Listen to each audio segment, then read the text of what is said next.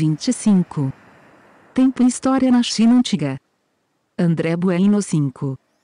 Resumo: nesse artigo, discutiremos a questão da relação entre tempo e história na China Antiga, baseando nossa análise nos textos de Confúcio, -551 a -479, e Sima Qian, -145 a -85, os dois principais fundadores da historiografia chinesa. Palavra-chave: China Antiga, Sinologia, Historiografia Chinesa. Abstract Indies Article, Discus THE Question of THE Relation Between Time and History in Ancient China, Basing Your Analysis on Tests of Confucius, -551 a -479, Sima Qian, -145 a -85, THE Two Main Founders of Chinese Historiography. Keywords: Ancient China, Sinologia, Chinesa Historiography. Introdução a um velho provérbio chinês que diz: o povo chinês tem uma mente histórica. A análise dessa simples frase nos indica um fator crucial para o entendimento da mentalidade chinesa, a crença de que a história é o sustentáculo da civilização. Para a China tradicional, história e cultura são praticamente sinônimas, todavia, a primeira delimita, no tempo, o momento, espaço, das transformações na segunda. Isso levaria os chineses, desde os tempos mais remotos, a tentarem uma série de métodos e formas de periodizar sua história, buscando compreender e organizar sua dinâmica de 5. Prof. Adjunto de História da Unespar, pós-doutor em História pela Unirio. 26. Transformação. Nesse texto, analisaremos o surgimento das fórmulas de periodização estabelecidas na China Antiga, principalmente em Confúcio, -551 a -479, e Sima Qian, -145 a -85, os dois grandes inaugurados da história chinesa, e cujas contribuições marcariam decisivamente a formação da historiografia e do pensamento chinês. O tempo. O conceito de tempo no pensamento chinês antigo, é bastante vago. Ele se articula a duas questões, uma filosófica, outra linguística, que fazem parte da mentalidade chinesa. A primeira consideração, de ordem filosófica, é a pouca importância dada pelo pensamento chinês ao verbo ser-se, como sentido de existência. O mundo material era entendido como um mundo em mutação e, no qual a manifestação das coisas se dava de forma dinâmica. A essencialidade de algo, pois, não se apresentava diretamente, mas era mediada pela forma com que se manifestava. Assim, a existência era entendida como transitória, fluídica, um dos verbos básicos para defini-la, por exemplo, era estar sei. Algo não é, algo está, num determinado contexto, dentro do mundo da mutação. Por causa disso, a preocupação sobre uma possível essencialidade se dirige à investigação das leis naturais que regem essas manifestações. Isso se projeta diretamente sobre a ideia de tempo. O tempo é um momento em que as coisas estão de um modo específico. Sabia-se que havia um padrão de tempo em função das estações do ano, sempre repetidas em série em propriedades naturais. Marcações lunares delimitavam os meses. Todavia, a precisão cronológica não era uma preocupação fundamental para a maior parte da sociedade. Os camponeses ficavam apreensivos com a aproximação das épocas de plantio e colheita, de seca e de chuva, ou seja, momentos num ciclo anual perene. Entendido assim, a essência do tempo seria um padrão natural de repetições de momentos, de estados das coisas. Parry, 1975. Proclamar um calendário anual, que interpretasse esses sinais do tempo, acabou por tornar-se um atributo. 27. Imperial, cabia ao soberano compreender o ritmo YN das estações e inteirar a sociedade sobre isso, justificando desse modo seu papel de intermediário entre o céu e a terra, como podemos ver claramente no capítulo Yueling do Ligi, ou Recordações Culturais. Tal vagueza e imprecisão são representadas, igualmente, pela questão do tempo verbal entre os chineses. Na antiguidade, como até hoje, não há, na língua chinesa, flexão direta de um verbo para o passado ou futuro. Todos os verbos são sempre apresentados no tempo presente. Quando alguém desejar expressar temporalmente, em chinês, por exemplo, ontem fui à escola, dirá eu ontem ir à escola. Quando alguém diz, sou professor há 10 anos, traduza seu professor ter 10 anos ou eu 10 anos ser professor. Pode-se usar partículas como gole para indicar situações já encerradas, eu fui professor, ou oscilelauassi. Vírgula denota que esse estado já mudou, e não se mais do assente. Um texto histórico chinês se aproxima, portanto, de uma narrativa temporal, é preciso estar situada no contexto. Outra tradução simples pode nos dar uma ideia disso. Confúcio dizer aos seus discípulos, eu estudar o passado, forma infinitiva, poderia ser traduzido como Confúcio diz, Confúcio disse, ou Confúcio dizia. Tais ambiguidades forçaram os historiadores chineses a inserir o discurso histórico numa datação, no momento do tempo em que se desenrola. A história, pois, é um registro de momentos elucidativos sobre a compreensão da realidade, e disso resulta sua importância fundamental. As primeiras datações é o calendário chinês tradicional, Nongli. Então, quando foi que os chineses começaram a datar seus acontecimentos?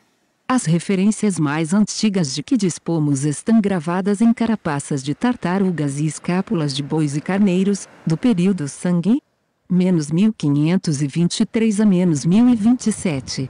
Elas eram utilizadas. 28. Com fins oraculares, e nelas vislumbramos a origem da escrita chinesa. O sistema de consulta consistia, basicamente, em escrever duas previsões na superfície do osso ou carapaça, uma favorável, outra não. Inseriam-se barras de metal aquecidas, que provocavam rachaduras no material. O curso das rachaduras em direção a uma das mensagens determinava o augúrio. Um detalhe importante surge nesses materiais oraculares, as datas de consulta. Possivelmente com o objetivo de arquivar as predições, e montar um balanço anual dos movimentos da natureza. Em algum momento essas carapaças e ossos começaram a ser guardados, formando as enormes coleções dos quais dispomos hoje. Nelas, eram indicados o ano, Nian, e o mês, Yue, ou lua, e por vezes, o dia. É provável que esses oráculos fossem de uso particular de uma elite, e o sistema de datação era desconhecido de grande parte da população. De fato, não temos nenhum documento da época Sangui que nos explique o funcionamento desse calendário. Ele será explicado, na verdade, pelos documentos históricos da dinastia Zhou, menos 1027 a menos 221, principalmente a partir da época de Confúcio, menos 551 a 479. Esse método de datação seria chamado de Nongli. O sistema do calendário tradicional, o Nongli, ou calendário agrícola, organizava a periodização do tempo em um ciclo de 60 anos. Kanzi, ou sistema troncos-ramos, que podia ser estendido pela inserção de elementos complementares. Sua composição básica era a seguinte: a. Os troncos celestes, Tiangong, em número de 10, e organizados na seguinte sequência: Jia, Yi, Bing, Jing, U, Ji, Zheng, Xin, Ren, e Gi. B. Os ramos terrestres, Zi, em número de 12, e organizados na seguinte sequência: Zi, Shou, Yin, Mao, Shen, Si, U, Wei, Sen, Yu, Xu, e Rai. 29. O ciclo era organizado da seguinte maneira: combinava-se um dos troncos celestes, em sequência, com um ramo terrestre, para criar o nome do ano. Assim, os anos eram nomeados da seguinte forma: 1.1, Jiazi, 2.2, Yeshou, 3.3, Binjin, até 10.10, Guiou, quando o ciclo continua em 1.11, 2.12, 3.1, até a junção 10.12. Como a conjunção é dual, dela resulta uma sequência que só se repete a cada 60 anos.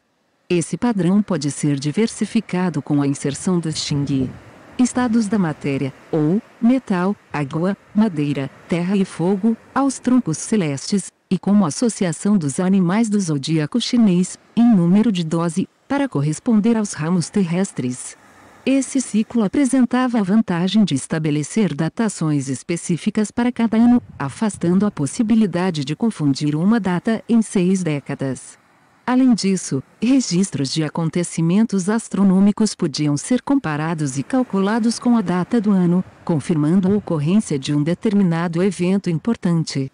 Por outro lado, o sistema lunisolar de cálculo dos meses necessitava de ajustes periódicos, que revelavam as falhas desse sistema. Os meses chineses eram baseados nas fases da Lua, possuindo de 29 a 30 dias. O final de um ciclo de 12 lunações marca o início de um novo ano, em sua primeira lua nova. O problema é a defasagem de dias ao final de cada ano, que exigem o acréscimo de dias para manter a sincronia entre o ano solar e o lunar. O registro desses meses excedentes complicava, por vezes, a recuperação de uma data. Outro problema era a distância temporal em relação aos acontecimentos. Quanto mais antigos, maiores as chances de ocorrerem confusões ou coincidências entre os anos de um ciclo. Aslaksen, 2010. A grande ironia é que esse sistema de calendário, chamado de agrícola ou camponês, era desconhecido da maior parte da população rural. Como vimos, a proclamação de um calendário anual era atributo do imperador. Devemos nos perguntar, qual a necessidade de um sistema tão complexo e elaborado como esse, numa sociedade em que a maioria do povo se preocupava com a repetição das estações, e não com anos? 30. Específicos? Como vimos, o início do Nongli estava ligado à aferição e preservação de oráculos, bem como à predição das colheitas. Contudo, durante a dinastia Zhou, o surgimento do gênero literário histórico exigiria um aperfeiçoamento dessa questão. Para a intelectualidade chinesa, a história tornar-se o registro da ação humana no tempo, e o estabelecimento das raízes da cultura. Por isso, ela merecia uma atenção especial, que seria dispensada por aquele que foi considerado um dos maiores sábios chineses de todos os tempos, Confúcio. A escrita da história na época de Confúcio temos poucas informações sobre quando a literatura histórica propriamente dita começou a ser escrita na China. Se pudermos acreditar no coração da literatura e o cinzel do dragão, o Enshin de Aolong, de Liu Xi, mais 461 mais 521, um dos primeiros manuais sobre a história da literatura chinesa, escrito em torno do século mais 6 já se escrevia a história desde tempos imemoriais, e durante o período Xia e Shang, já existiriam funcionários dedicados a anotar as ocorrências da corte. Bueno, 2004, cap. 16. Mas foi na época Zhou, porém, que ela se transformou no registro legal dos acontecimentos, salvaguardando para a posteridade as leis, os conhecimentos e os exemplos morais que conduziriam a sociedade. Liu Xi se baseava, provavelmente, nas indicações que Confúcio deixou sobre a presença de obras e documentos históricos em sua época. Todavia, Confúcio também se queixava que muita coisa havia sido perdida, o que dificultava o estudo do passado. O mestre disse, que se da cultura de Xia, não sobrou muito em que, seu herdeiro. Quem se da cultura de Yin, Shang, não sobrou muito em Song, seu herdeiro. Sem evidências e estudiosos, fica difícil conhecer essas culturas conversas? Lunil, Bueno, 2012. Essa reclamação é reincidente na historiografia chinesa. As sucessivas queimas de bibliotecas imperiais, em meio a crises de sucessão dinásticas, ocasionaram uma perda 31 inumerável de textos. As dificuldades fizeram com que Confúcio publicasse 2 livros de história fundamentais para a compreensão do passado chinês, o Tratado dos Livros Sujing, e as Primaveras e Outonos Xinkyu. O Tratado dos Livros, a princípio, não era de sua autoria, era uma coletânea dos principais discursos, eventos e passagens biográficas dos grandes heróis civilizadores da China antiga.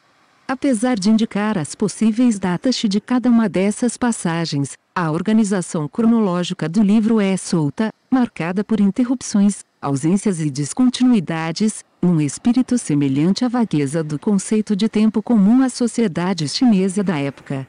Por outro lado, podemos supor que tal apresentação da obra, cujo fim era educativo, colocava tais passagens históricas como exemplos, e, portanto, atemporais, embora tenham ocorrido, que vêm de encontro a preservar essa memória de modo perene. Como vimos, a indistinção temporal na língua chinesa tornava os discursos do Tratado dos Livros praticamente atuais, tornando sua indicação cronológica um elemento quase secundário. Oni Shuiwan, 2005, p. 1 a 31. O livro das primaveras e outonos é bastante diferente, porém, e praticamente inverte o paradigma do Tratado dos Livros.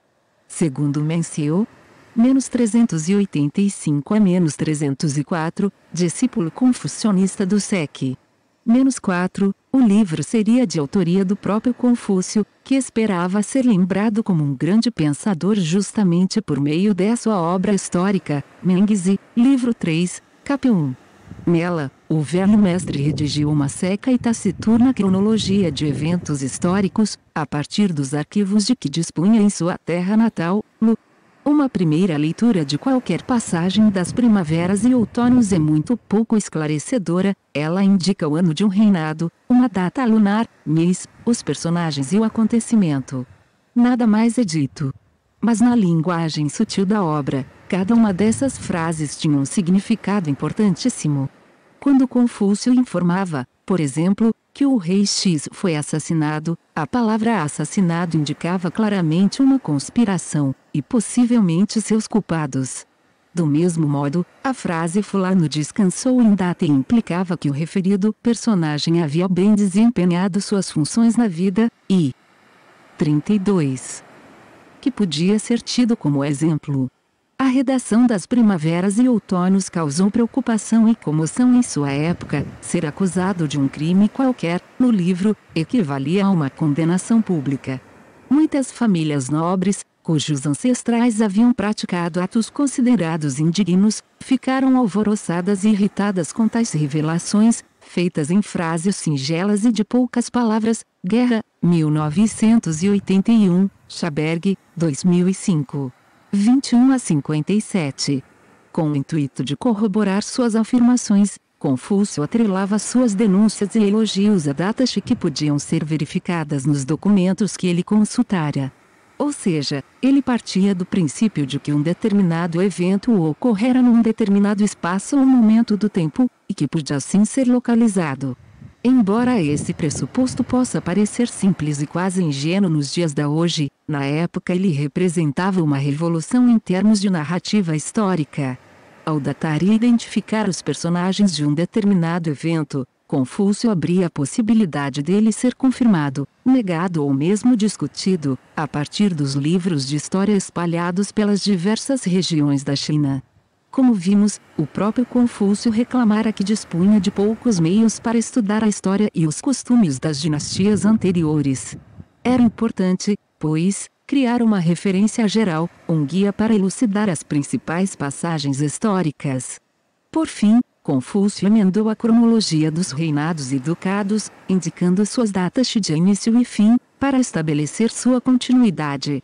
A extensa cronologia das primaveras e outonos, que aproximadamente de -841 até a época de Confúcio, representava esse paradigma de pesquisa, e nesse caso, não podemos esquecer que essa história, para os chineses, era o registro ético das ações individuais no passado, responsáveis pela continuidade, ou crise, da sociedade. As primaveras e outonos se constituem um livro rico de indicações moralizantes, mas cujo domínio era difícil e exaustivo. Gradativamente, muitas de suas informações foram perdendo o caráter de crítica histórica, e seu vocabulário preciso adquiriu características polissêmicas, ensejando dúvidas sobre sua interpretação. Isso levou à redação de 3 comentários diferentes, que discutiam as passagens da obras, o Zhu Zuan, o 33. Gongjiang Zuan e o Guliang Zuan. Destes, o primeiro terminou sendo aceito tradicionalmente, pelos confucionistas, como a mais adequada interpretação das palavras de Confúcio, mas os outros 2 livros sobreviveram, e continuaram sendo lidos e discutidos pela intelectualidade chinesa. As eras históricas, dinásticas. Com Confúcio, temos a primeira apresentação de um esquema histórico e cronológico da China antiga. É por meio de sua obra que conhecemos a sequência histórica das 3 primeiras dinastias e suas possíveis datações: Xia, menos 2205 a menos 1523, Shang, menos 1523 a menos 1027, e Zhou, menos 1027. A denominação de uma dinastia na antiguidade, Shao ou Dai, por si mesma, já definia uma primeira noção de era histórica. Ela se constituiria num período em que um determinado grupo, designado como família ou casa real, Jia, assumiria o mandato do céu, Tiaming, o atributo de governar o país, durante um espaço de tempo. O mandato implicava na manutenção de uma ordem harmônica entre sociedade e natureza. A duração desse período não estava definida, ela dependia da boa administração do país, e a sucessão real dentro de uma mesma casa dependia diretamente da qualidade dos governantes escolhidos. Por isso, a documentação confucionista identifica, também, a ideia de um ciclo de ascensão, manutenção e decadência que seria inerente a todas as dinastias. Tal como no movimento natural, nenhuma dinastia poderia manter-se no poder eternamente, ela nasceria, cresceria e pereceria pelos seus próprios excessos e defeitos. Uma casa dinástica, porém, seria datável, e o registro de sua história, sujeito ao julgamento crítico, tal como nas primaveras e outonos, colocava seu prestígio e continuidade em jogo. Novamente, a história surgia aí para educar aqueles que estivessem interessados em preservar-se no poder por mais tempo. Zizang perguntou: podemos prever o futuro daqui a 10 gerações? O mestre disse: Yin adotou os costumes de Xia, e Zhou adotou-os. 34. De Yin. Sabemos o que se perdeu e o que foi acrescido. Quem suceder Zhou fará o mesmo, já sabemos como será. Conversas? Munil, Bueno, 2012. Nas Recordações Culturais, Confúcio apresenta, porém, uma outra forma de definir a evolução histórica chinesa. Ele apresenta a teoria de que a história estaria dividida em 2 eras distintas, a Era da Grande Paz, da Tong, e a Era da Paz Menor, Xiaokang. Quando reinava, na Idade de Ouro, o Grande Dao, caminho, o mundo era propriedade comum. Não pertencendo a nenhuma família dominante, os governantes eram escolhidos de acordo com a sua sabedoria e capacidade, havia paz e confiança mútua. Por isso as pessoas não tratavam apenas os próprios pais como o país e os próprios filhos como filhos. Os anciãos sabiam prezar a sua velhice e os jovens sabiam usar o seu talento, os mais moços tinham os velhos por quem olhar, e as viúvas desamparadas, e os órfãos, e os mutilados e aleijados eram tratados com carinho. Os homens tinham afazeres específicos e as mulheres cuidavam dos lares. Como as pessoas não desejassem ver seus bens desperdiçados, não tinham motivo para os conservarem egoisticamente para si, e como as pessoas tivessem energia mais do que suficiente para o trabalho, não precisavam limitar-se a trabalhar só em proveito individual. Por isso não havia malícia nem intrigas, nem ladrões nem bandidos, e consequentemente não havia necessidade de cada qual fechar a sua porta, ao cair da noite. Assim era o período do Datong, ou a grande comunidade. Agora, porém, já não reina o grande Dao e o mundo está dividido entre famílias adversas, tornou-se propriedade privada de algumas famílias, e as pessoas consideram como pais apenas os próprios pais e como filhos apenas os próprios filhos. Cada qual entesoura seus bens e trabalha apenas em proveito próprio. Estabeleceu-se uma aristocracia hereditária e os diversos estados construíram cidades, cidadelas e fossos para sua defesa. Os princípios da lei, regras sociais, e da lei funcionam como simples regras de disciplina. Por meio de tais princípios os cidadãos procuram manter a distinção oficial de governantes e governados, ensina-se aos pais e filhos e irmãos mais velhos ou mais moços e esposos e esposas a viverem em harmonia, estabelecem-se obrigações sociais, e vive-se em grupos de aldeias. Os mais fortes fisicamente. 35. E os mentalmente mais vivos galgam posições de relevo, e cada um trata a sua própria vida. Daí a malícia e os ressentimentos, resultando em guerras. Os grandes fundadores de dinastias como os imperadores e o Tan, Wen Wuxian e o Duque Zhou foram os melhores homens desta época. Sem uma única exceção, foram todos 6 profundamente ciosos dos princípios da lei, mediante os quais a justiça foi mantida, a confiança geral foi instaurada, os erros e equívocos foram banidos. Um ideal de verdadeira humanidade, Han, foi estabelecido, e cultivaram-se as boas maneiras e a cortesia como sólidos princípios a serem seguidos pelo povo. Qualquer autoridade que violasse tais princípios haveria de ser denunciada como inimigo público e destituída do cargo. Este se chama o período da Xiaokang ou o período da paz menor. Recordações culturais? Lige, em Bueno, 2011. Embora não se trate especificamente de um livro de histórias, as recordações culturais constituem um levantamento de práticas, costumes e crenças da época Zhou, se tornando uma fonte indispensável de história cultural da China antiga. A observação presente nesse fragmento é interessante porque denota, para nós, a existência concomitante de 3 periodizações distintas, e, no entanto, não excludentes entre si. Uma é a do tempo amplo, do calendário, dos discursos antigos presentes no Tratado dos Livros, a segunda, do tempo cronológico, datado, dos períodos dinásticos e das primaveras e outonos, e a terceira, a das recordações culturais, que analisa em conjunto a relação entre as outras 2 perspectivas. Esse último tipo de periodização vaga e abrangente não se firmou, porém, talvez por depender de um grande espaço de tempo para ser feita, e aí, a distância histórica dos eventos em questão dilui as possibilidades de se fazerem uma análise crítica mais efetiva sobre os mesmos. Uma última tentativa nesse sentido surgiu no Gongjiang Zhuang, que propunha igualmente uma nova teoria para realizar uma leitura compreensível das primaveras e outonos. Na passagem sobre o primeiro ano do reinado do Duque Yin de Lu, Yin, o comentarista Zhu, propunha que a história podia ser dividida em 3 grandes etapas ou momentos, ou mais. 36. Distante seria o ouvir dizer, que corresponderia aos acontecimentos que nos são passados de forma indireta, o eu ouvi, que significa ter contato com testemunhas de uma época, sem tê-la vivido, por fim, o eu vi, que significa testemunhar diretamente a história. Para Gongjiang, a percepção desse esquema surgiu na época de Confúcio, e desde então o mundo seguiria uma trajetória de aperfeiçoamento por meio da constatação atenta e consciente dos eventos históricos. Uma das características interessantes da concepção de Gongjiang é que ela pode ser compreendida, de certa forma, como uma metodologia de escrita histórica, que permite classificar as fontes e relatos do ponto de vista do próprio historiador e seu contexto. Cosicuzentimiali, 2006. 84 a 88.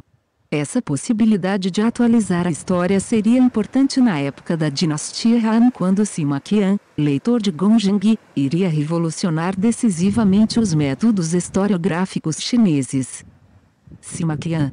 E as recordações históricas? Durante o período Han, a construção da história chinesa seria definitivamente marcada pelo trabalho realizado por Sima Qian.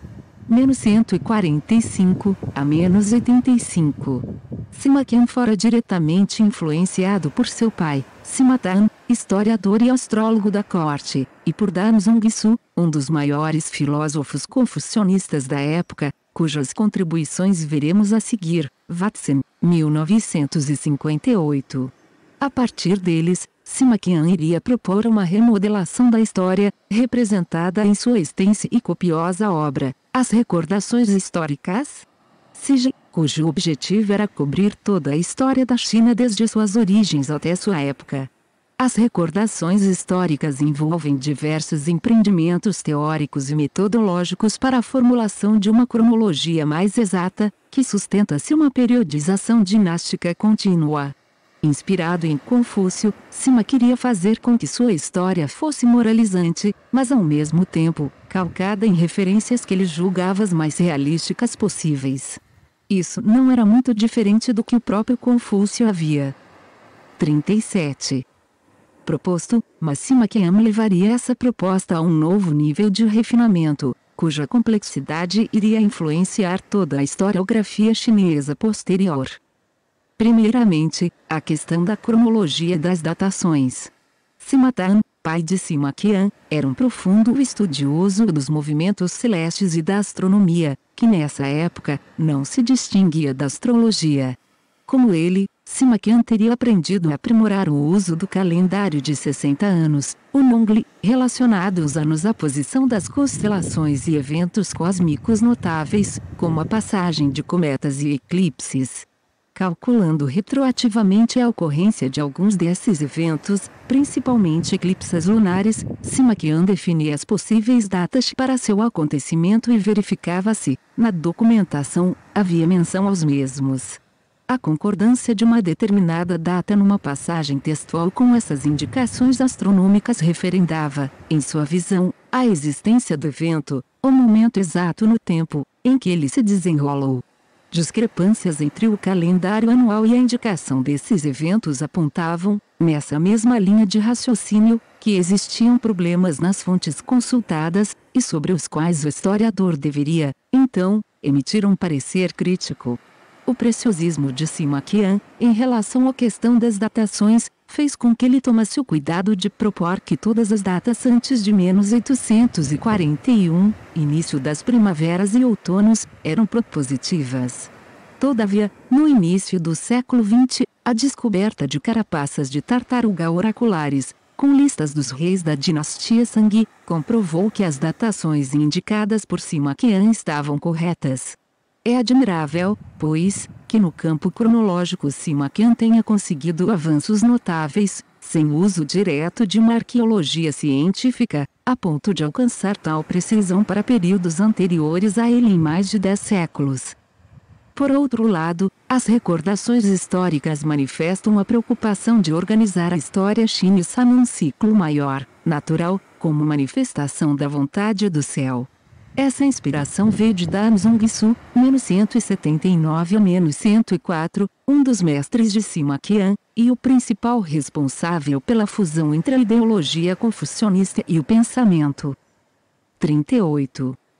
Cosmológico, que buscava justificar a existência do Estado e da organização social com base na dinâmica da natureza. Quinn, 1996, LOEWE, 2011. Dan Zongsu defendia que a sociedade e o governo derivavam de uma evolução das forças naturais, e por isso, estavam sujeitas à ação das mesmas, o que era explicado pelo sistema Wuxing. 5 estados da matéria. O sistema Wuxing explicava a mutação da matéria, que, com base em 2 ciclos, um de criação e outro de destruição. Para ele, o mesmo se dava em relação à vida humana. No fragmento seguinte, vemos como o ciclo de criação é construído, e sua consequente interpretação para a ordem social e as relações familiares. Tem o céu 5 forças, a saber, a madeira, o fogo, a terra, o metal e a água. A madeira é o primeiro, e a água o último, com a terra no meio. Tal é a sua sequência ordenada pelo céu. A madeira dá origem ao fogo, o fogo dá origem à terra, cinzas, a terra dá origem ao metal, o metal dá origem à água, e a água dá origem à madeira. Tal é a sua relação criadora. A madeira está à esquerda, o metal à direita, o fogo adiante, a água atrás, e a terra no centro. Esta é a ordem em que, como pais e filhos, recebem o ser e o transmitem em reciprocidade. Assim, a madeira recebe da água, o fogo da madeira, a terra do fogo, o metal da terra, e a água do metal. Enquanto os transmissores todos são pais, enquanto receptores, todos são filhos. Confiar constantemente no próprio pai a fim de prover para o próprio filho a via do céu. Por conseguinte, a madeira, enquanto árvore vivente, é alimentada pelo fogo, sol, o metal, uma vez morto, é sepultado pela água, o fogo se compraz na madeira, e a nutre por meio da energia Yan, solar, a água vence ao metal, seu pai, mas o chora por meio da energia Yin. A terra demonstra a máxima lealdade no serviço do céu. Assim, as 5 forças proporcionam uma norma de conduta para ministros leais e para filhos devotos de seus pais.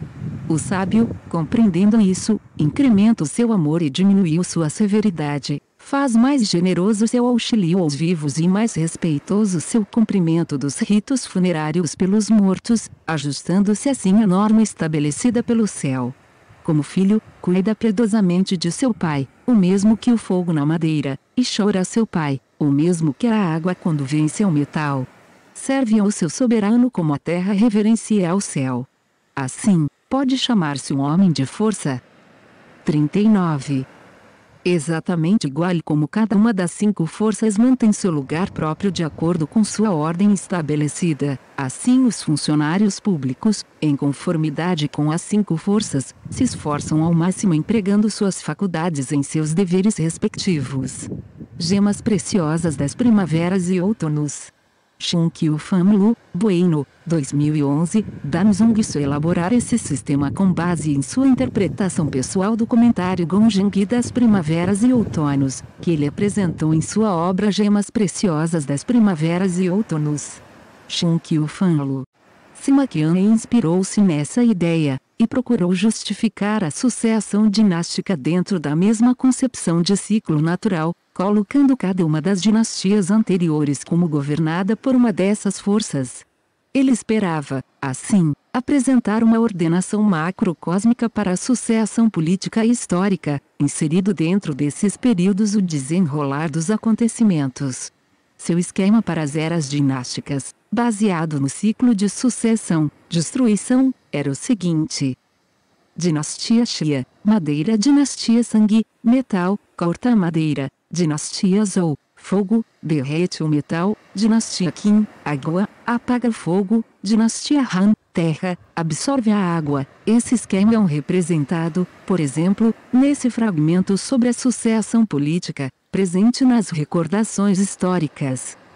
Este aparecer do historiador, o governo da dinastia Xia foi marcado por bons augúrios, mas com o tempo deteriorou-se e voltou à rusticidade e à decadência. Shang substituiu Xia, e reformou seus defeitos por meio da virtude da piedade filial. Mas esta piedade degenerou, e as pessoas dirigiram-se para o mundo das superstições e espíritos. Então Zhou seguiu corretamente, corrigindo esta falta por meio dos rituais e da ordem. Mas os ritos se deterioraram porque caíram nas mãos daqueles que os transformaram em um simples espetáculo. Então, tornou-se 40. Necessário novamente acabar com este espetáculo, reformar o mundo e buscar novamente um bom destino. Este foi o caminho das 3 dinastias, e o ciclo dinástico é um caminho que começa, termina e continua sempre. É óbvio então que nos final de Zhou e nos tempos iniciais de Qin os ritos estavam deteriorados, e a ordem corrompida. Mas o governo Qin falhou ao tentar corrigir estas falhas, adicionando a elas leis e punições duríssimas. Este não foi um grave erro? Por isso, quando os Han chegaram ao poder, buscando consertar as falhas de seus predecessores, e trabalhando para corrigir o mundo e pô-lo em ordem, seus esforços seguiram corretamente a ordem apropriada determinada pelo céu. Eles ordenaram a corte em 12 meses, coloriram as vestimentas e as carruagens de amarelo e o restante o acompanhou. Recordações históricas? Sija, em Bueno, 2011, de fato, a dinastia Qin adotara a cor preta como oficial, cor da água, na China, bem como se afirmava patrocinada por essa força. Liu Bang, primeiro imperador Han, adotou o amarelo, que simboliza a terra. No entanto, as evidências para isso estavam na própria história escrita por Sima Qian, o que gerou muitas críticas posteriores. A questão é Sima Qian criar uma história tão bem articulada, para sua época, que qualquer contestação partia, inequivocamente, dela. Para completar a questão da periodização, Sima Qian inseriu, ainda, as datas marcantes Nianbiao, que marcavam acontecimentos políticos importantes para a dinastia. Com isso, ele esperava reforçar o aspecto pontual da cronologia histórica, Joppert, 1979. 205 a 207. O aspecto da periodização fica ainda mais evidente quando observamos a divisão dos capítulos nas recordações históricas. A obra está dividida em 5 partes: Anais, Benji, Cronologias, Biao, Famílias, Sigia, Livros, Su, e Biografias, Lesuan. Os 3 primeiros dedicam-se, quase exclusivamente, a apresentar a conjuntura temporal das histórias. Os Anais, 12 capítulos, trazem a descrição e as datações das dinastias e dos principais imperadores Qin e Han. As cronologias, 10 capítulos, informam, detalhadamente, as principais datas da história, e 41. Organizam a sucessão dos eventos, sua coordenação e proximidade, e as famílias, 30 capítulos, trazem as crônicas históricas dos estados e reinos que compunham a dinastia Zhou, antes da unificação promovida por Qin. Nos livros, 8 capítulos, Sima Qian apresenta dissertações sobre assuntos técnicos ou políticos, como a questão do calendário e da astronomia, e nas biografias, 70 capítulos, ele discorre sobre as personalidades, individualmente ou coletivamente, e as reescalona perante os eventos históricos. Podemos observar que Sima Qian tentava conciliar o diverso material histórico de que dispunha. Se as biografias e os livros se aproximam bastante do Tratado dos Livros, os empreendimentos cronológicos são nitidamente influenciados pelas primaveras e outonos. É provável que Sima Qian buscasse assim, numa única obra, articular os acontecimentos históricos dentro de um único modelo, que concatenasse as informações disponíveis, estabelecendo uma série de círculos concêntricos, indo do macro, o ciclo, a era dinástica, para o micro, o evento em si, e do social histórico para o exemplo individual e moral. Essa teia de relações criou um profundo impacto na mentalidade histórica chinesa, cujos desdobramentos são sentidos até os dias de hoje. Hard, 1999. Conclusão: a obra de Sima Qian mudou, em definitivo, o perfil das obras históricas chinesas e a questão da periodização. As recordações históricas deram origem, e serviram de modelo, para as chamadas histórias oficiais Zhengxi, que se transformaram num empreendimento controlado pelo Estado. Depois dos Han, todas as dinastias dispunham de suas próprias agências históricas, responsáveis pelo registro dos acontecimentos, pela redação dos anais e pela censura. Em contraposição a esse controle, os chineses também desenvolveram uma tradição de historiadores independentes, críticos, dispostos a contestar a criação de versões oficiais. Contudo, ambos partiam, inequivocamente, da 42. Obra de Sima Qian. Séculos depois, durante seu longo período imperial, que só findaria em 1911, os chineses ainda debatiam sua história com base nas periodizações propostas pelas recordações históricas. A ideia dos ciclos, das eras dinásticas, representados pelo sistema Wuxing, quanto das aferições cronológicas baseadas no Nongli, continuaram a ser empregadas, e somente em 1927 se concluiu a história da última dinastia Qing, com base nesses antigos métodos. O que podemos observar, portanto, é que a antiguidade chinesa criou uma série de meios para interpretar, classificar e ordenar o tempo. Intimamente ligada tanto à questão da natureza como da política, a questão da periodização criou, no imaginário chinês, uma forte impressão sobre a necessidade da história, como mantenedora de suas tradições e de sua cultura.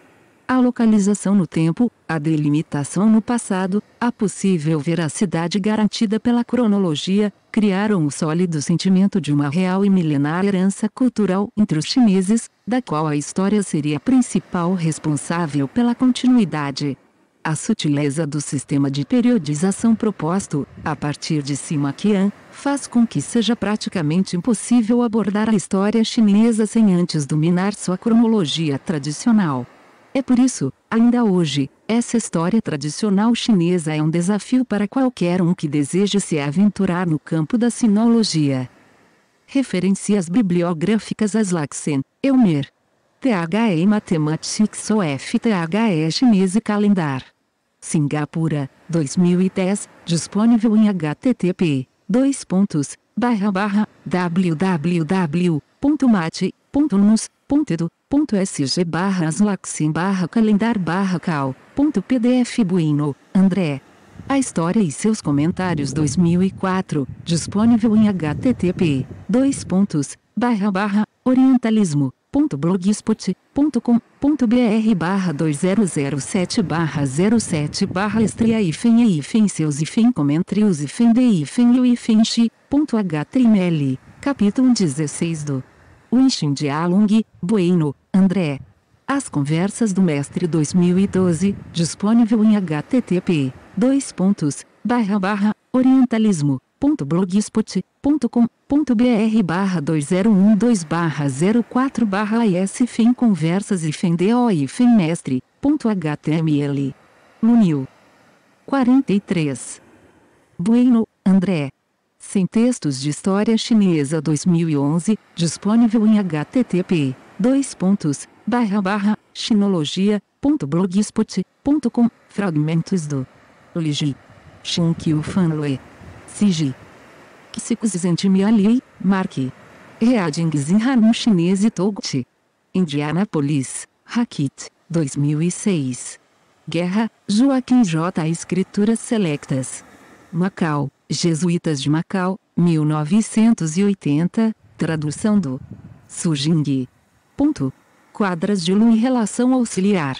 Macau, Jesuítas de Macau, 1981, 5 volumes, tradução do Xinkyu. Hardy, Grant. World OEF Bamboan Bronze. Columbia University Press, 1999. Joppert, Ricardo. O Alicerce Cultural da China. Rio de Janeiro, Avenir, 1979.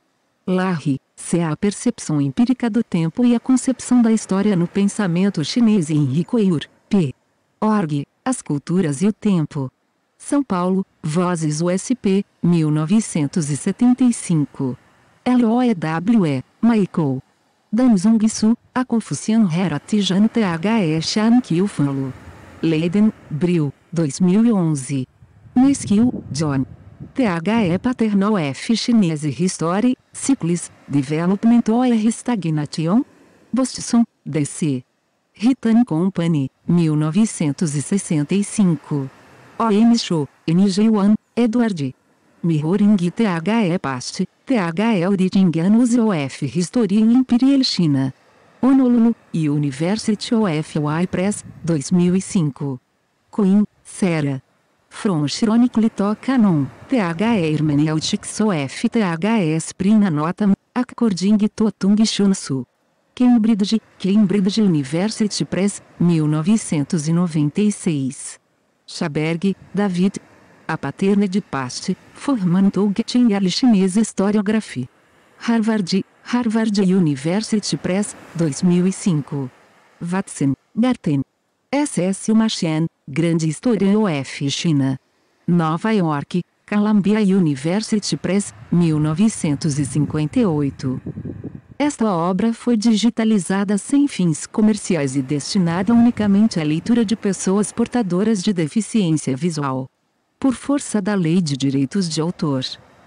Por isto, este trabalho é oferecido gratuitamente aos amigos cegos e deficientes visuais de acordo com a Lei 9.610, de 19 de fevereiro de 1998, sobre direitos autorais. Alteração, atualização e consolidação da legislação. Título I, dos direitos do autor. Capítulo IV, das limitações aos direitos autorais. Art. 46 não constitui ofensa aos direitos autorais, e, a reprodução de obras literárias, artísticas ou científicas, para uso exclusivo de deficientes visuais, sempre que a reprodução, sem fins comerciais, seja feita mediante o sistema Braille ou outro procedimento em qualquer suporte para esses destinatários. 25. Tempo e História na China Antiga. André Bueno 5. Resumo: nesse artigo, discutiremos a questão da relação entre tempo e história na China Antiga, baseando nossa análise nos textos de Confúcio, -551 a -479, e Sima Qian, -145 a -85, os dois principais fundadores da historiografia chinesa. Palavra-chave: China Antiga, Sinologia, Historiografia Chinesa.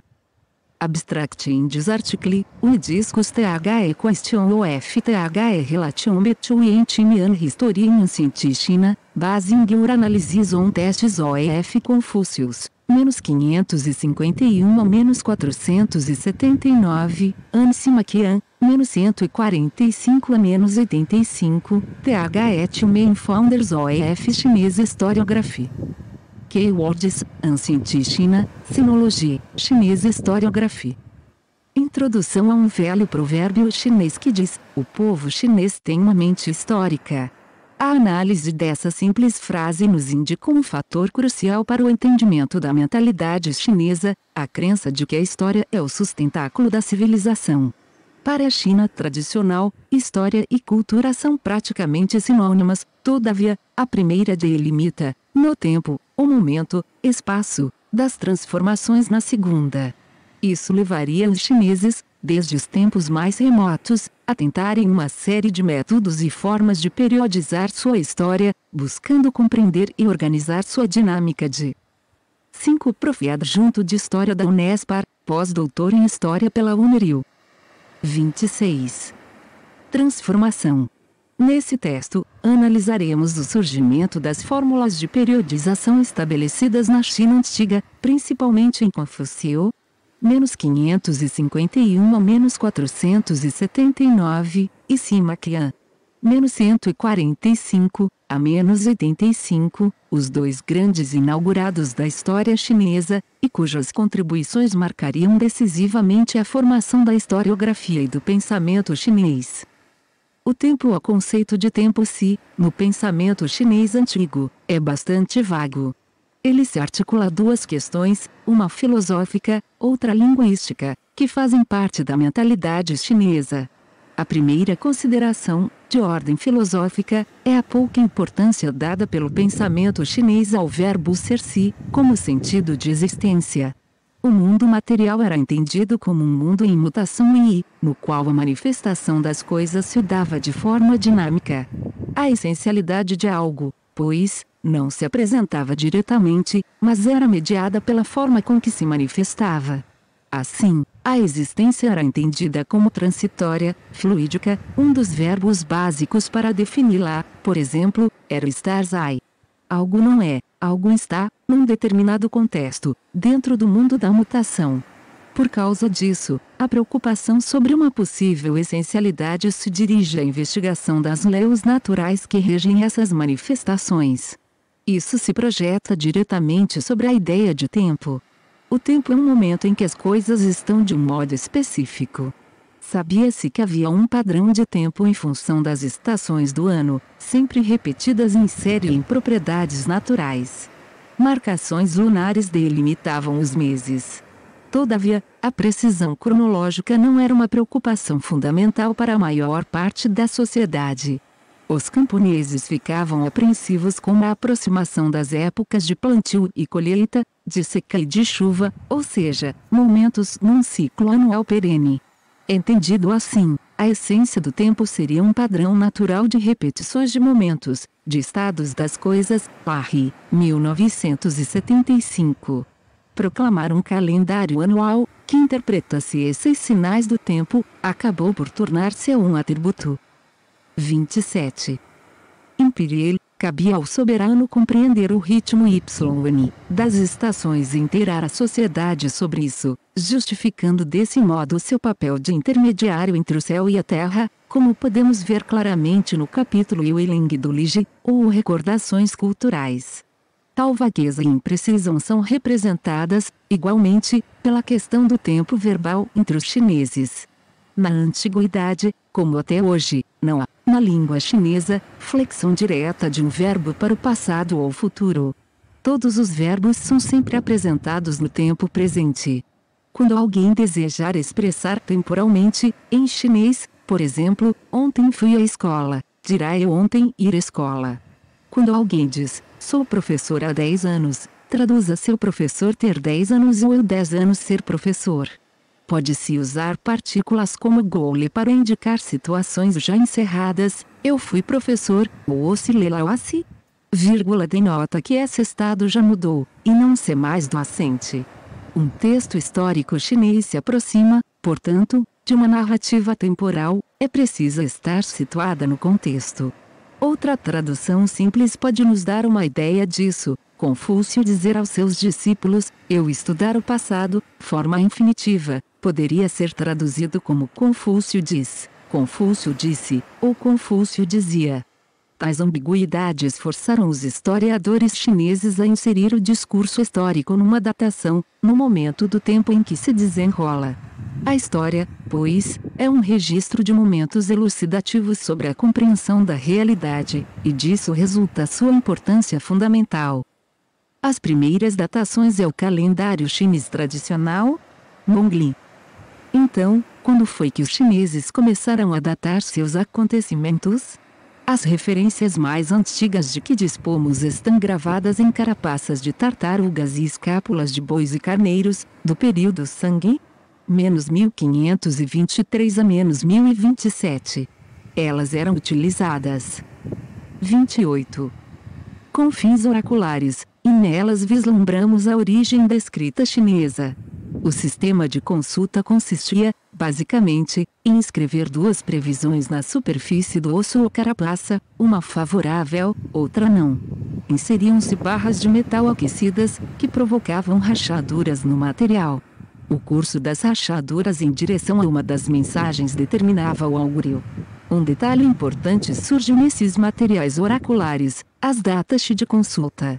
Possivelmente com o objetivo de arquivar as predições, e montar um balanço anual dos movimentos da natureza, em algum momento essas carapaças e ossos começaram a ser guardados, formando as enormes coleções dos quais dispomos hoje. Nelas, eram indicados o ano, Nian, e o mês, Yue, ou lua, e por vezes, o dia. É provável que esses oráculos fossem de uso particular de uma elite, e o sistema de datação era desconhecido de grande parte da população. De fato, não temos nenhum documento da época Sangui que nos explique o funcionamento desse calendário. Ele será explicado, na verdade, pelos documentos históricos da dinastia Zhou, -1027 a -221, principalmente a partir da época de Confúcio, -551 a 479. Esse método de datação seria chamado de Nongli. O sistema do calendário tradicional, o Nongli, ou calendário agrícola, organizava a periodização do tempo em um ciclo de 60 anos. Kanzi, ou sistema troncos-ramos, que podia ser estendido pela inserção de elementos complementares. Sua composição básica era a seguinte: a. Os troncos celestes, Tiangong, em número de 10, e organizados na seguinte sequência: Jia, Yi, Bing, Jing, U, Ji, Zheng, Xin, Han, e Gi. B. Os ramos terrestres, Zi, em número de 12, e organizados na seguinte sequência: Zi, Shou, Yin, Mao, Shen, Si, U, Wei, Sen, Yu, Xu, e Rai. 29. O ciclo era organizado da seguinte maneira: combinava-se um dos troncos celestes, em sequência, com um ramo terrestre, para criar o nome do ano. Assim, os anos eram nomeados da seguinte forma: 1.1, Jiazi, 2.2, Yeshou, 3.3, Binjin, até 10.10, Guiou, quando o ciclo continua em 1.11, 2.12, 3.1, até a junção 10.12. Como a conjunção é dual, dela resulta uma sequência que só se repete a cada 60 anos. Esse padrão pode ser diversificado com a inserção dos Xingyi, estados da matéria, ou metal, água, madeira, terra e fogo, aos troncos celestes, e como associação dos animais do zodíaco chinês, em número de 12, para corresponder aos ramos terrestres. Esse ciclo apresentava a vantagem de estabelecer datações específicas para cada ano, afastando a possibilidade de confundir uma data em 6 décadas. Além disso, registros de acontecimentos astronômicos podiam ser comparados e calculados com a data do ano, confirmando a ocorrência de um determinado evento importante. Por outro lado, o sistema lunisolar de cálculo dos meses necessitava de ajustes periódicos, que revelavam as falhas desse sistema. Os meses chineses eram baseados nas fases da lua, possuindo de 29 a 30 dias. O final de um ciclo de 12 lunações marca o início de um novo ano, em sua primeira lua nova. O problema é a defasagem de dias ao final de cada ano, que exige um acréscimo de dias para manter a sincronia entre o ano solar e o lunar. O registro desses meses excedentes complicava, por vezes, a recuperação de uma data. Outro problema era a distância temporal em relação aos acontecimentos. Quanto mais antigos, maiores as chances de ocorrerem confusões ou coincidências entre os anos de um ciclo. Aslaksen, 2010. A grande ironia é que esse sistema de calendário, chamado de agrícola ou camponês, era desconhecido da maior parte da população rural. Como vimos, a proclamação de um calendário anual era atributo do imperador. Devemos nos perguntar qual a necessidade de um sistema tão complexo e elaborado como esse, numa sociedade em que a maioria do povo se preocupava com a repetição das estações, e não com anos. 30. Específicos? Como vimos, o início do Nongli estava ligado à aferição e preservação de oráculos, bem como à predição das colheitas. Contudo, durante a dinastia Zhou, o surgimento do gênero literário histórico exigiria um aperfeiçoamento dessa questão. Para a intelectualidade chinesa, a história tornar-se o registro da ação humana no tempo, e o estabelecimento das raízes da cultura. Por isso, ela merecia uma atenção especial, que seria dispensada por aquele que foi considerado um dos maiores sábios chineses de todos os tempos, Confúcio. A escrita da história na época de Confúcio temos poucas informações sobre quando a literatura histórica propriamente dita começou a ser escrita na China. Se pudermos acreditar no coração da literatura e o cinzel do Dagão, o Enshin de Aolong, de Liu Shi, mais 461 mais 521, um dos primeiros manuais sobre a história da literatura chinesa, escrito em torno do século mais 6 já se escrevia a história desde tempos imemoriais, e durante o período Xia e Shang, já existiriam funcionários dedicados a anotar as ocorrências da corte. Bueno, 2004, cap. 16. Mas foi na época Zhou, porém, que ela se transformou no registro legal dos acontecimentos, salvaguardando para a posteridade as leis, os conhecimentos e os exemplos morais que conduziriam a sociedade. Liu Shi se baseava, provavelmente, nas indicações que Confúcio deixou sobre a presença de obras e documentos históricos em sua época. Todavia, Confúcio também se queixava que muita coisa havia sido perdida, o que dificultava o estudo do passado. O mestre disse que se da cultura de Xia, não sobrou muito em que, seu herdeiro. Quem se da cultura de Yin, Shang, não sobrou muito em Song, seu herdeiro. Sem evidências e estudiosos, fica difícil conhecer essas culturas conversas. Lunil, Bueno, 2012. Essa reclamação é reincidente na historiografia chinesa. As sucessivas queimas de bibliotecas imperiais, em meio a crises de sucessão dinásticas, ocasionaram uma perda. 31. Inumerável de textos. As dificuldades fizeram com que Confúcio publicasse 2 livros de história fundamentais para a compreensão do passado chinês, o Tratado dos Livros Sujing, e as Primaveras e Outonos Xinkyu. O Tratado dos Livros, a princípio, não era de sua autoria, era uma coletânea dos principais discursos, eventos e passagens biográficas dos grandes heróis civilizadores da China antiga. Apesar de indicar as possíveis datas de cada uma dessas passagens, a organização cronológica do livro é solta, marcada por interrupções, ausências e descontinuidades, num espírito semelhante à vagueza do conceito de tempo comum à sociedade chinesa da época. Por outro lado, podemos supor que tal apresentação da obra, cujo fim era educativo, colocava tais passagens históricas como exemplos, e, portanto, atemporais, embora tenham ocorrido, que vem de encontro a preservar essa memória de modo perene. Como vimos, a indistinção temporal na língua chinesa tornava os discursos do Tratado dos Livros praticamente atuais, tornando sua indicação cronológica um elemento quase secundário. Oni Shuiwan, 2005, p. 1 a 31. O livro das Primaveras e Outonos é bastante diferente, porém, e praticamente inverte o paradigma do tratado.